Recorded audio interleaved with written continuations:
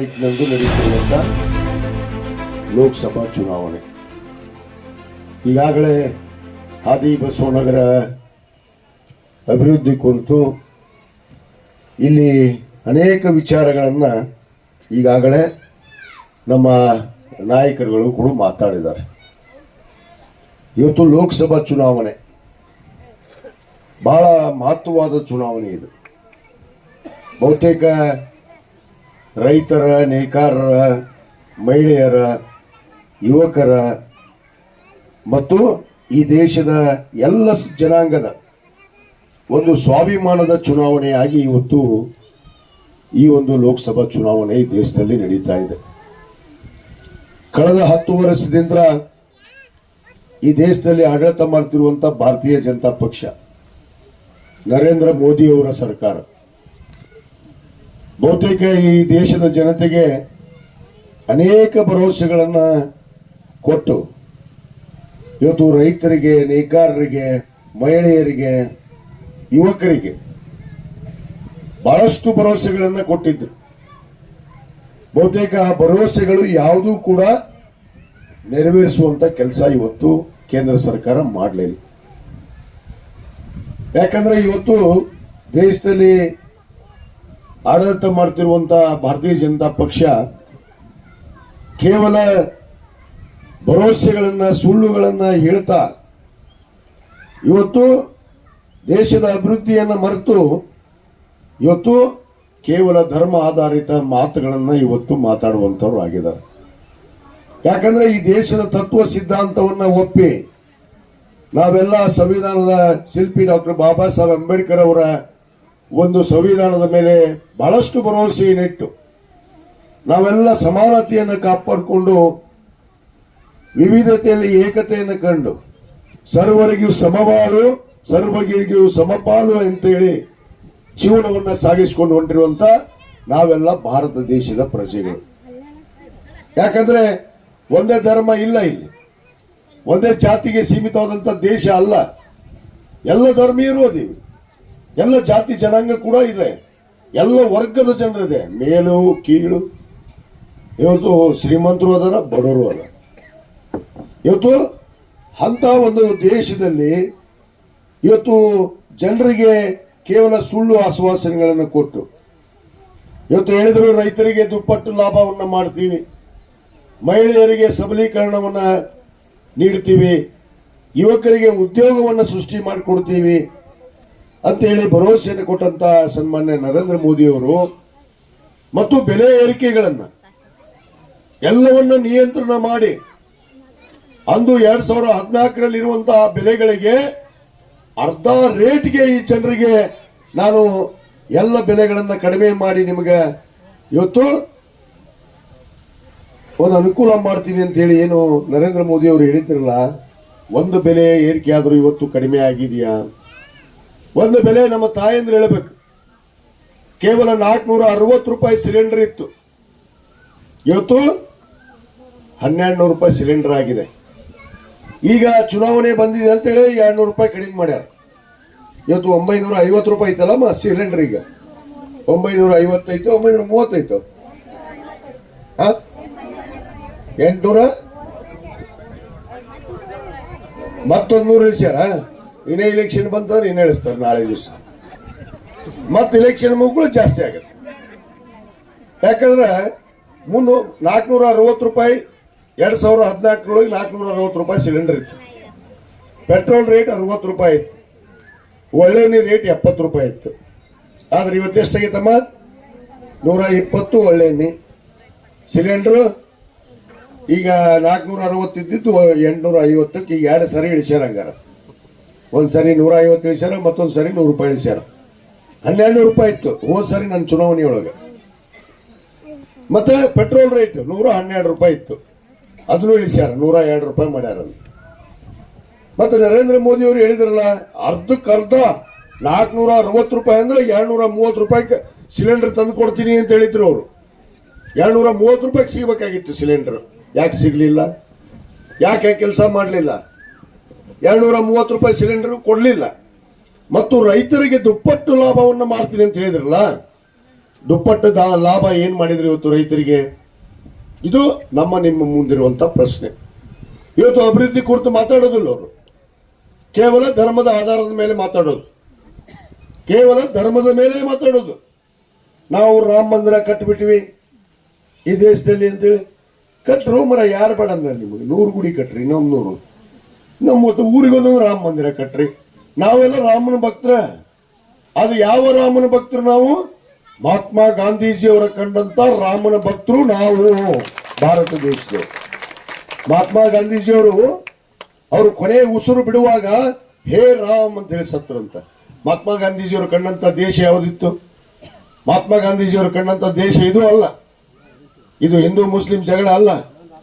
ಎಲ್ಲ ಸರ್ವ ಜನಾಂಗದ ಶಾಂತಿಯ ತೋಟ, ಎಲ್ಲ ಜಾತಿ ಜನಾಂಗದನ್ನ ಒಗ್ಗೂಡಿಸಿ ಕಟ್ಟಿರುವಂತ ದೇಶ ಅದು ಭಾರತ ದೇಶ. ಅದು ಪ್ರಜಾಪ್ರಭುತ್ವ ರಾಷ್ಟ್ರ, ಅದು ಜಾತ್ಯತೀತ ರಾಷ್ಟ್ರ. ಆ ರಾಮ ಬೇಕು ನಮಗೆ. ಇವ್ರು ಹೇಳೋ ರಾಮ ಬೇಡ. ನಾವು ರಾಮನ ಭಕ್ತರಿದ್ದೀವಿ, ಆಂಜನೇಯನ ಭಕ್ತರಿದ್ದೀವಿ, ದುರ್ಗವನ ಭಕ್ತರಿದ್ದೀವಿ, ದ್ಯಾಮೋನ ಭಕ್ತರಿದ್ದೀವಿ. ಅದಿಲ್ಲವ ಎಲ್ಲರೂ? ನಮಗೂ ದೇವ್ರದಾವು. ಇವ್ರೊಂದು ಗುಡಿ ಕಟ್ಟಿಬಿಟ್ರೆ ಏನಾಯ್ತು? ಬರೀ ಗುಡಿ ಕಟ್ಟಿನಿ ಇಲ್ಲಿ ಇವನು. ನಮ್ಮಲ್ಲಿ 100 ಗುಡಿ ಕಟ್ಟಿವೋ ಮರ, ನಾವು ಗುಡಿ ಕಟ್ಟಿವಿ, ಮಸೀದಿ ಕಟ್ಟಿವಿ, ಎಲ್ಲ ಅದಾವ ನಮ್ಮ ಹತ್ರ. ಇದು ಭಾರತ ದೇಶ. ಅದನ್ನು ಬಿಟ್ಟುಬಿಟ್ಟು ಕೇವಲ ರಾಮ ಮಂದಿರ ಕಟ್ಟಿದೀನಿ ಅಂತ ಓಟ್ ಕೇಳೋದು. ಜನರಿಗೆ ಏನ್ ಮಾಡಿ ಹೇಳಪ್ಪ? ರಾಮ ಮಂದಿರ ಕಟ್ಲಿ, ಗುಡಿ ಕಟ್ಟು, ಗುಡಿ ಬೇಕು. ಈಗ ನಮ್ಮ ಹುಡುಗರು ಬಂದ್ರು ಒಂದು ಆಂಜನೇಯನ ಗುಡಿ ಕಟ್ಟಬೇಕಂತ ಹೇಳಿ ಕಟ್ಟಣ. ಎಲ್ಲ ಪಕ್ಷದವರು ದೇಣಿಗೆ ಕೊಟ್ಟ ಕಟ್ಟ್ರಿ ರಾಮ ಮಂದಿರ, ಹೌದಾ? ಎಲ್ಲರೂ ಕೊಟ್ಟಿವಿ, ಕೊಟ್ಟಿವಿಲ್ಲ? ಆದ್ರೆ ಇಲ್ಲಿ ಆಂಜನೇಯನ ಗುಡಿ ಕಟ್ಟಕ್ಕೆ ಕೇಳಿದರು, ಇಲ್ಲಿ ಗುಡಿ ಕಟ್ಟಣ. ಆದ್ರೆ ಗುಡಿ ಕಟ್ಟಿ ನಾವು ರಾಜಕೀಯ ಮಾಡಬಾರ್ದು. ಗುಡಿ ಕಟ್ಟಿ ರಾಜಕೀಯ ಮಾಡಬಾರ್ದು. ಜನರಿಗೆ ಏನ್ ಮಾಡಿರಿ? ಅವ್ರ ಹೊಟ್ಟೆ ಏನು, ಅವ್ರ ಬಟ್ಟೆ ಏನು, ಅವ್ರ ಇರಕ್ ಜಾಗ ಏನು, ಇದಕ್ಕೆ ಬರಬೇಕು. ಇಲ್ಲಿ ನಾವು ದೇವ್ರ ಮುಂದೆ, ಗುಡಿ ಮುಂದೆ ಹೋಗಿ ಕುತ್ಕೊಂಡು ನಮಗೆ ಹೊಟ್ಟೆ ತುಂಬ ಊಟ ಹಾಕಂದ್ರೆ ಹೊಟ್ಟೆ ಊಟ ಬೀಳುತ್ತಾನವ? ಬೀಳುತ್ತಾನ? ಮತ್ತೆ ಯಾವಾಗ ಬೀಳುತ್ತ? ದುಡ್ದಾಗ, ಹೌದಾ? ಇವತ್ತು ಅದನ್ನ ಕೆಲಸ ಯಾರು ಮಾಡಬೇಕು? ಈ ದೇಶವನ್ನು ಆಡಳಿತ ಮಾಡುವಂತವ್ರು. ಇವತ್ತು ನಾನು ಕೂಡ ನನ್ನ ಕರ್ತವ್ಯ, ಹಾದಿ ಬಸವನಗರ ಹೇಗಿದೆ, ಅಲ್ಲಿ ಜನರಿಗೆ ನೀರು ಹೋಗುತ್ತೆ ಇಲ್ಲೋ, ರಸ್ತೆ ಸರಿ ಐತಿಲ್ಲೋ, ಅವರು ಸರಿಯಾಗಿ ಶಾಂತಿ ನೆಮ್ಮದಿಯಿಂದ ಜೀವನ ಮಾಡ್ತಾ ಇದ್ದಾರೆ ಇಲ್ಲೋ, ಏನಿಲ್ಲಿ ಏನಾದ್ರು ಗೊಂದಲ ಐತೋ, ಇದನ್ನು ಮಾಡುವಂತ ಕರ್ತವ್ಯ ಯಾರ್ದು? ಒಬ್ಬ ಜನಪ್ರತಿನಿಧಿದು.